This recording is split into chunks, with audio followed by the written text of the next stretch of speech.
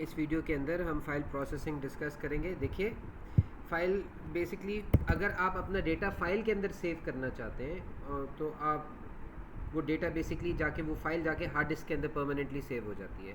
तो अगर आप फ़ाइल के अंदर परमानेंटली कुछ डेटा सेव करना चाहते हैं तो उसका तरीका क्या है? देखिए, सबसे पहले आप ओपन फाइल फॉर राइट, आप फाइल के अंदर कुछ लिखना चाह रहे हैं तो आपने कमांड क्या दी? Open file for write. और बल्कि आप यहाँ पे फाइल का नाम भी लिख दें। आप बता दें abc.txt। तो मैं ये वाली फ़ाइल ओपन करना चाह रहा हूँ इस नाम से, और उस फाइल के अंदर मैं क्या करना चाह रहा हूँ? कुछ लिखना चाह रहा हूँ। ठीक है। जब आप फाइल ओपन करेंगे तो आप फाइल को हमेशा क्लोज भी करेंगे। ये दो लाइंस बहुत इंपॉर्टेंट है कि आपने फ़ाइल ओपन की और फाइल क्लोज भी की। तो क्लोज भी कौन सी फ़ाइल करनी है? जैसे आपने फ़ाइल ओपन करते हुए फ़ाइल का नाम बताया था कि फ़ाइल का नाम abc.txt है, इसी तरह क्लोज करते हुए भी आपने फ़ाइल का नाम बताना है कि फ़ाइल का नाम abc.txt है। मैं ये वाली फ़ाइल को क्लोज़ करना चाह रहा हूँ। अच्छा, तो फ़ाइल ओपन भी कर ली, फ़ाइल क्लोज़ भी कर ली, पर क्लोज़ करने से पहले आप इस फाइल के अंदर कुछ लिखना चाहते हैं। तो लिखने की कमांड राइट फाइल है। लिखने की कमांड राइट फाइल है। जब भी आप राइट फाइल लिखेंगे, इसके आगे आप जो कुछ भी लिखेंगे, फॉर एग्जांपल यहाँ पे आप अगर हेलो लिख देंगे तो आपकी फ़ाइल जो ये abc.txt के नाम से फ़ाइल बनी है, ये जो राइट हैंड साइड पे ये देखिए, मैंने एक फ़ाइल जल्दी से बनाई abc.txt के लिए। ये तो हम विजुलाइज़ कर रहे हैं ना कि बेसिकली हो क्या रहा है बैकग्राउंड में। ये फ़ाइल ओपन कर दी गई है राइट के लिए। अब इसके अंदर मैं राइट फाइल करना चाह रहा हूँ। राइट, ये वाली कमांड जो है ये फ़ाइल के अंदर एक्चुअली राइट करने के लिए यूज़ होती है। और आप देख रहे हैं ये राइट हैंड साइड पे मैंने यहाँ पे बजाय इसके कोई वेरिएबल देता, मैंने यहाँ पे डायरेक्ट एक स्ट्रिंग वैल्यू प्रोवाइड कर दी डबल कोट्स में। राइट, ये एक स्ट्रिंग वैल्यू है। तो राइट फाइल जब भी एग्जीक्यूट होगी, जब भी ये इंस्ट्रक्शन एग्जीक्यूट होगी, तो ये जो डेटा है ये किधर जाके सेव हो जाएगा? ये आपकी इस फाइल के अंदर सेव हो जाएगा। और उसके बाद हमने इस फाइल को क्लोज़ कर दिया। बड़ा बेसिक सा काम हमने किया है। होपफुली आपको समझ आ गया है। फाइल हमेशा ओपन करनी है और क्लोज़ करनी है। देखिए, अब हम इसके अंदर मॉडिफिकेशंस कर सकते हैं। क्या हम ऐसे कर सकते हैं फॉर एग्ज़ाम्पल कि हम यहाँ पे x लिख देते हैं। x हमारा एक वेरिएबल है और पहले हम यूज़र से इनपुट करवा लेते हैं x में। तो यूज़र x में कोई वैल्यू इनपुट करेगा और फिर अगली लाइन में हम ये राइट फाइल की कमांड यूज़ करते हुए CPU को ये कह रहे हैं कि इस वेरिएबल x के अंदर जो भी वैल्यू यूज़र ने इनपुट की थी उसको फाइल के अंदर लिख दो। फॉर एग्ज़ाम्पल अब की बार हम ज़रा नाम चेंज कर लेते हैं अपनी फ़ाइल का। लेट्स से इसका नाम हम c.txt रख लेते हैं। तो हमने ओपन फाइल की c.txt और क्लोज फाइल की c.txt। तो यहाँ पे एक फ़ाइल c.txt के नाम से बना देते हैं। और जब ये ओपन और क्लोज होगी तो उस लूप के अंदर हमने क्या काम किया है? सबसे पहले हमने यूज़र से कहा कोई वैल्यू दो, इनपुट करो कीबोर्ड से। वो वैल्यू किधर स्टोर की? वेरिएबल x में। लेट्स अज्यूम यूज़र कौन सी वैल्यू टाइप करता है? लेट्स अज्यूम यूज़र गुड की वैल्यू टाइप करता है। राइट, तो गुड की वैल्यू जाके किधर स्टोर होगी? x के अंदर स्टोर होगी। तो अब जब हम प्रोसेसर को कह रहे हैं कि हम फाइल के अंदर राइट करो, ये कमांड जो है ये एक्चुअली फाइल के अंदर राइट करने के लिए इस्तेमाल होती है। तो राइट हैंड साइड पे हमने अपने वेरिएबल का नाम दिया हुआ है। इस वेरिएबल के अंदर जो वैल्यू पड़ी है वो जाके c.txt के अंदर राइट हो जाएगी। और हमें पता है, अभी हमने डिस्कस किया था, वो वैल्यू फॉर एग्जांपल गुड थी, तो इसके अंदर वो गुड की वैल्यू जो है वो सेव हो जाएगी। क्या हम इसको थोड़ा सा कॉम्प्लिकेट कर सकते हैं? बिल्कुल कर सकते हैं। क्या हम इधर एक फॉर लूप लगा सकते हैं ताकि ये अंदर वाला कोड जो है फॉर एग्ज़ाम्पल ये 3 दफ़ा रन करे? तो बेसिकली 3 दफ़ा यूज़र इनपुट करेगा, राइट, और 3 दफ़ा x की वैल्यू इनपुट होगी और हर दफ़ा इनपुट के बाद क्या होगा? राइट फाइल होगा। तो पहली दफ़ा लूप चलेगी, लेट्स से यूज़र ने टाइप किया गुड, वो हमने यहाँ पे लिख दिया हुआ है राइट साइड पे, और वो राइट हो गया। लेट्स अज्यूम जब दूसरी दफ़ा ये फॉर लूप चलेगी तो अब की बार यूज़र डे टाइप करता है। राइट, तो ये डे किधर जाएगा? क्या ये डे आगे लिखा जाएगा? या ये डे आगे नहीं लिखा जाएगा बल्कि नेक्स्ट लाइन पे लिखा जाएगा। तो हर दफ़ा जब राइट फाइल एग्जीक्यूट होती है, जब ये वाली इंस्ट्रक्शन एग्जीक्यूट होती है, तो हम एक नई लाइन के ऊपर जाके डेटा सेव कर रहे होते हैं। तो पहले गुड जो था, पहली दफ़ा जब लूप चली थी, गुड जो था वो पहली लाइन पे सेव हो गया, और अगली बार यूज़र ने डे इनपुट किया था वो उससे अगली लाइन पे सेव हो गया। और लेट्स से ये लूप जब तीसरी दफ़ा रन करेगी फॉर लूप, तो अब जो हम इनपुट कर रहे हैं, लेट्स से यूज़र ये बाय की वैल्यू इनपुट करता है, राइट। तो अब की बार जब ये राइट फाइल एग्जीक्यूट होगी तो यहाँ पे बाय जो है वो नेक्स्ट लाइन पे लिखा जाएगा। होपफुली आपको समझ आ गया। उसके बाद जब ये लूप ख़त्म हो जाएगी तो ये फाइल क्लोज हो जाएगी। तो फाइल राइटिंग होपफुली आपको अच्छी तरह समझ आ गई। बाय द वे इसके अंदर हम छोटी सी मॉडिफिकेशन कर सकते हैं। देखिए, कर तो हम कुछ भी सकते हैं। हम ये कह सकते हैं डिक्लेयर माई फाइल, और हमने एक वेरिएबल डिक्लेयर किया जिसका नाम हमने स्ट्रिंग रखा, और हम ये कह सकते हैं कि माई फाइल के अंदर ये वाली वैल्यू सेव कर दो c.txt। अब की बार हमने क्या किया, एक वेरिएबल बनाया है, उस वेरिएबल के अंदर हमने वो जो हम अपनी फ़ाइल का नाम है वो इसमें रख देते हैं। तो फिर हम क्या करेंगे, हम यहाँ पे यूँ भी तो लिख सकते हैं, instead of directly writing the name of our file we can write the name of our variable. तो वेरिएबल के अंदर बेसिकली हम कौन सी फाइल ओपन करना चाह रहे हैं, जो वैल्यू इस वेरिएबल माई फाइल के अंदर पड़ी हुई है, और माई फाइल के अंदर कौन सी फाइल का नाम लिखा हुआ है c.txt। ये भी वही चीज़ है, ये भी बिल्कुल वही चीज़ है जो हमने किया है। फ़र्क सिर्फ इतना है कि बजाय डायरेक्टली वैल्यू लिखने के हमने वो वैल्यू पहले एक वेरिएबल में स्टोर करवाई है, और फिर हमने यहाँ पे वेरिएबल का नाम लिख दिया है कि इस वेरिएबल में हमारी फ़ाइल का नाम पड़ा हुआ है, उस फाइल को हम ओपन करना चाह रहे हैं राइट के लिए।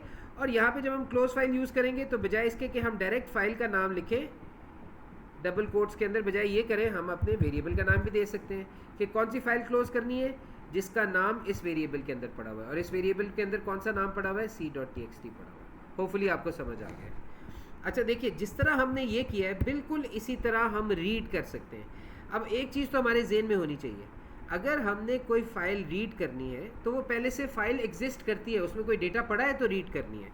तो हम क्या कहना चाह रहे हैं, फिर हम कहना चाह रहे हैं कि ओपन करो फाइल को, किस मकसद के लिए, रीड करने के लिए। और कौन सी फ़ाइल ओपन करनी है, फॉर एग्ज़ाम्पल हम abc.txt, ये फ़ाइल पहले से हमारे पास बनी पड़ी हुई है, हम इसको रीड करना चाह रहे हैं। अगर हमने ये फ़ाइल ओपन कर ली है रीड करने के लिए, तो याद रखिएगा हमें लाजमी ये फ़ाइल क्लोज़ करनी है, लाजमी ये फ़ाइल हमने क्लोज़ करनी है। तो ओपन की तो फ़ाइल लाजमी क्लोज़ करनी है। एग्ज़ाम में याद रखिएगा, और ये याद रखिए जब हम फाइल बता रहे हैं हमारी फ़ाइल का नाम ABC है, तो साथ में हम एक फ़ाइल की एक्सटेंशन भी बता रहे हैं, .txt फाइल है, .txt फाइल है। हमारे कोर्स में हम .txt फाइल्स के साथ ही डील करेंगे। तो फाइनली अब यहाँ पे हम क्या करना चाह रहे हैं, यहाँ पे हम रीड करना चाह रहे हैं। तो हम रीड कैसे करेंगे, रीड के लिए जो इंस्ट्रक्शन है उसका नाम रीड फाइल है। तो ये वो इंस्ट्रक्शन है जिसकी मदद से फ़ाइल में से हम रीड करेंगे, और रीड करके जो भी वैल्यू आएगी उसको हम किसी वेरिएबल में सेव करवा सकते हैं। फॉर एग्जांपल हमारे वेरिएबल का नाम है y, तो जो भी वैल्यू हम यहाँ से रीड करेंगे, लेट्स से हम abc.txt को ओपन करना चाह रहे हैं, तो आप देखें ये राइट हैंड साइड पे हमारे पास abc.txt पहले से एग्जिस्ट करती है। तो जब हमने इसको ओपन कर लिया तो उसके बाद हम इसमें से रीड करना चाह रहे हैं रीड फाइल की कमांड के थ्रू, और जो भी वैल्यू रीड करना चाह रहे हैं वो किस वेरिएबल में स्टोर करना चाह रहे हैं, y में स्टोर करना चाह रहे हैं। तो ये फ़ाइल के अंदर से ये वाली जो पहली लाइन है ये कॉपी होके किधर चली जाएगी, वेरिएबल y के अंदर। y के अंदर कौन सी वैल्यू सेव हो जाएगी, हेलो की। अब इस y को हम किसी भी तरह यूज़ कर सकते हैं। फॉर एग्जांपल हम यहाँ पे कर सकते हैं रीड फाइल की कमांड के बाद आगे हम लिख सकते हैं आउटपुट कर दो y में पड़ी हुई वैल्यू को। तो स्क्रीन पे जो फाइल में से हमने वैल्यू रीड की थी वो अब आउटपुट हो जाएगी। तो क्या ये काम हम ये c.txt के लिए कर सकते हैं, बिल्कुल कर सकते हैं। हम रीड करना चाह रहे हैं c.txt को, तो हमने c.txt ओपन की और c.txt को हमने क्लोज़ किया। और चूंकि c.txt के अंदर 3 लाइंस हैं, आपको ये नज़र आ रहा है हमारे पास यहाँ पे 3 लाइंस हैं, तो क्या हम ऐसे कर सकते हैं कि हम एक लूप बनाएं, और वो लूप जो है वो I is equal to 1 2 3, sorry not 4 but 3, और नेक्स्ट तो ये लूप 3 दफ़ा रन करेगी। पहले हमने फ़ाइल ओपन की, नीचे हमने फ़ाइल क्लोज़ की, दरमियान में हमने क्या कोड लिखा हुआ है, क्लोज़ करने से पहले पहले हमने एक लूप लगा दिया। लूप के अंदर हम क्या कर रहे हैं, हम रीड फाइल की इंस्ट्रक्शन कॉल कर रहे हैं, और जो भी हमारे पास रीड फाइल का रिज़ल्ट आ रहा है वो किधर सेव हो रहा है, इस वेरिएबल y में। तो पहली दफ़ा ये लूप चलेगी तो पहली लाइन पढ़ी जाएगी, y के अंदर कौन सी वैल्यू आ जाएगी, y के अंदर हमारे वेरिएबल y के अंदर गुड लिखा नज़र आ जाएगा, और स्क्रीन पे क्या आउटपुट हो जाएगा, y की वैल्यू आउटपुट हो जाएगी। फिर जब दूसरी दफ़ा लूप चलेगी और हम दोबारा रीड फाइल करेंगे तो हम अगली लाइन पढ़ रहे होंगे। अब की बार प्रोसेसर ये सेकंड लाइन पढ़ेगा, तो सेकंड लाइन में क्या लिखा हुआ है, डे लिखा हुआ है, तो अब की बार y में क्या आ जाएगा, ये डे की वैल्यू आ जाएगी। इसकी जगह गुड की जगह यहाँ पे डे की वैल्यू स्टोर हो जाएगी, और अब क्या आउटपुट हो जाएगा, डे हो जाएगा। अच्छा, बाय द वे, अगर आपको ये कन्फ्यूजन है कहीं पे, फॉर एग्जांपल ये कन्फ्यूजन है कि फॉर एग्जांपल ये हमारे पास c.txt है या abc.txt है जिसको हमने ओपन किया, लेट्स से हम लूप भी ख़त्म कर देते हैं और हम यहाँ पे डायरेक्ट c.abc.txt लिख देते हैं। By the way double quotes में मैं नाम लिखूँगा, कोई वेरिएबल यूज़ नहीं कर रहा, डायरेक्ट फाइल का नाम दे रहा हूँ। तो यहाँ पे हम यूज़र से कह रहे हैं कोई इनपुट दो, राइट? या याद रखिए ये फ़ाइल हम राइटिंग के लिए हमने ओपन की है और फाइनली हमने इस फाइल को क्लोज भी कर दिया। तो दरम्यान में हम क्या कह रहे हैं, यूज़र से कह रहे हैं कोई इनपुट दो। यहाँ पे बाय द वे आप आउटपुट मैसेज भी लिख सकते हैं, अगर आप अपने कोड को बेहतर बनाना चाहते हैं आप लिख सकते हैं please enter value to save in file. वो वैल्यू जो इनपुट हो रही है वो किस वेरिएबल में जा रही है, अभी तो वो x में जा रही है, अभी तक तो फाइल के अंदर सेव नहीं हुई है। लेट्स से यूज़र इस दफ़ा एक लंबी वैल्यू लिखता है हेलो गुड डे सर। तो ये सारी वैल्यू जाके किधर स्टोर हो जाएगी, इस वेरिएबल x के अंदर। और जब आप राइट फाइल कॉल करेंगे, इसके बाद अगली इंस्ट्रक्शन राइट फाइल की है, तो x में पड़ी हुई वैल्यू जाके आपकी abc.txt फाइल के अंदर सेव हो जाएगी। तो ये जो आपकी abc.txt फाइल है, मैं चले इसको दोबारा से ये नई नीचे बना देता हूँ।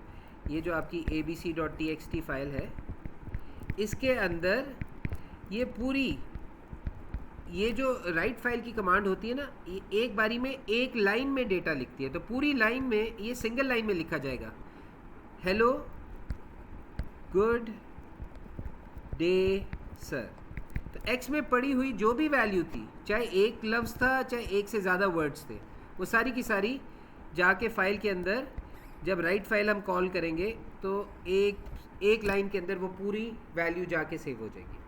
अगली दफ़ा जब फॉर एग्ज़ाम्पल अगर ये दोबारा ये चलता, लूप लगी होती, दोबारा इनपुट होती, कोई और वैल्यू आती, तो जब दोबारा राइट फाइल होता तो अब की बार हम नई लाइन पे फिर लिखते हैं। राइट फाइल हमेशा नई लाइन पे लिखता है, पर इसका ये मतलब नहीं है कि हर दफ़ा सिर्फ यहाँ पे हेलो सिंगलली लिखा जा सकता था, मल्टीपल वर्ड्स भी एक ही बारी में एक लाइन में आ सकते हैं, जैसे कि नॉर्मली फाइल्स के अंदर होता है। होपफुली आपको ये बात समझ आ गई है, होपफुली आपको रीड और राइट करना आ गया है। फाइल्स हम क्यों यूज़ करते हैं, क्योंकि फ़ाइल के अंदर जो भी, इसका एडवांटेज ये है कि जो भी डेटा हम फाइल के अंदर सेव करेंगे वो परमानेंटली सेव हो जाता है। हम उसको बाद में, एक एडवांटेज ये हो गया। दूसरा एडवांटेज ये है कि फ़ाइल में सेव डेटा हम बाद में लेटर ऑन भी यूज़ कर सकते हैं, कल परसों तरसों एक महीने बाद, तो save data can be use later on. तीसरा फ़ायदा क्या है कि वो फ़ाइल जो है अगर हम चाहें तो एक कंप्यूटर से दूसरे कंप्यूटर में भी ट्रांसफ़र कर सकते हैं। और चौथा फ़ायदा क्या है कि फ़ाइल हमने जो बनाई है उसको कोई और ऐप भी उस फाइल को यूज़ कर सकती है। आपने देखा ना .txt फाइल होती है, आप उसको नोटपैड में भी इस्तेमाल कर सकते हैं। माइक्रोसॉफ्ट वर्ड भी माइक्रोसॉफ्ट वर्ड एक बिल्कुल डिफरेंट ऐप है, पर वो भी इस टेक्स्ट फाइल को ओपन करके प्रोसेस कर सकता है। तो ये जो आप फाइल क्रिएट कर रहे हैं इसको मल्टीपल एप्लीकेशंस यूज़ कर सकते हैं। तो होपफुली आपको फ़ाइल हैंडलिंग रिलेटेड तमाम इन्फॉर्मेशन मिल गई है और ये कॉन्सेप्ट अच्छी तरह समझ आ गया है।